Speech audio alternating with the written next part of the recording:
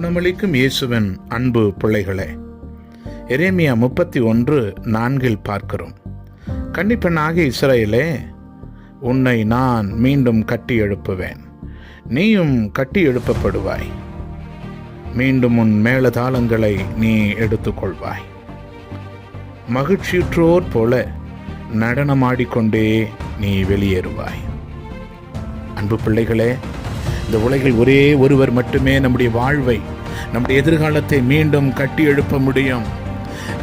நம்முடைய வாழ்வில் ஏற்பட்டிருக்கிற எல்லா காரியங்களையும் அவரால் மட்டுமே மாற்ற முடியும், சரி செய்யக்கூடும்.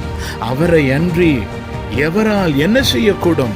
அவர் பூட்டுகிற கதவை யாரால் திறக்கக்கூடும்? அவர் திறக்கிற கதவை யாரால் பூட்டக்கூடும்?